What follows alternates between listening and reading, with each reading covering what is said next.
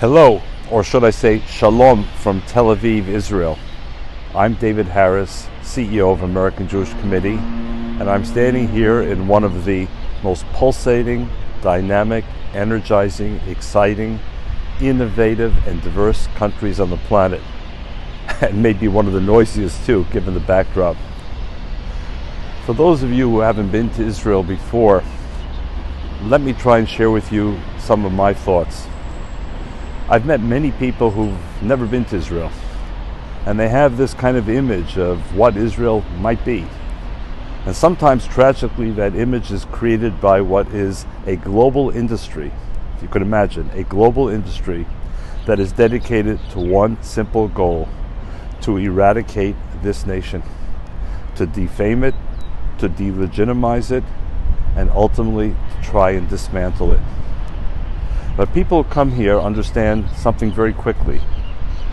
Israel is an extraordinary country.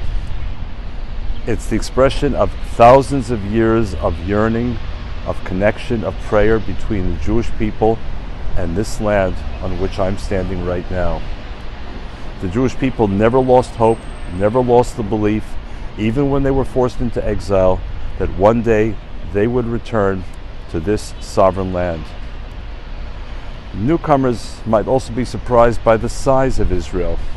They rarely get the real impression back home, or from social media, or from mainstream media.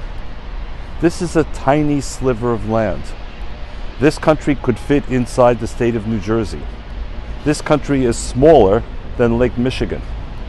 This country is perhaps 2/3 the size of Belgium, and it's 1% the size of Saudi Arabia. It's surrounded by some pretty challenging neighbors. On the one hand, it's achieved peace with Egypt and Jordan, thankfully, amazingly. On the other hand, to the north is Lebanon, which is largely controlled by Hezbollah, an Iranian proxy that wants to destroy this country. Also to the north is Syria, another partner of Iran, and a country that's killed hundreds of thousands of its own people. And then there's Gaza, controlled by Hamas, a Muslim Brotherhood offshoot, whose goal is also to destroy this country. And just beyond is Iran, which has stated very publicly and repeatedly it wants a world without Israel. But this is a tough, resilient country, small though it may be, and it's determined not just to survive, but to affirm life. People are also surprised if they come here for the first time about how diverse it is. They don't always hear about that diversity back home. They think of Israel as some kind of monolithic country. This is one of the most diverse countries on the planet. The Jews here are from everywhere, and more than half are from the Arab world itself, by the way. Not to mention the Jews who've come from Ethiopia and other places in Africa, in Asia. And then there are some 2 million Arab citizens of Israel with full rights, who sit on the Supreme Court, who sit in the Parliament or the Knesset, in fact, who hold the balance of power right now in Israel's fragile coalition government.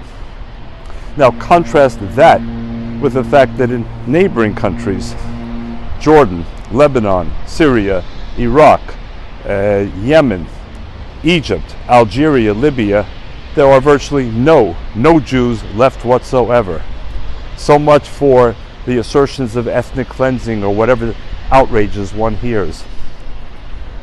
And yes, just behind me is a mosque, one of hundreds of mosques in Israel, with Muslims free to pray as they wish, just as Christians are free to pray as they wish, just as the Baha'i have their global center in Haifa, and just as Jews may or may not choose to pray in any of the many synagogues.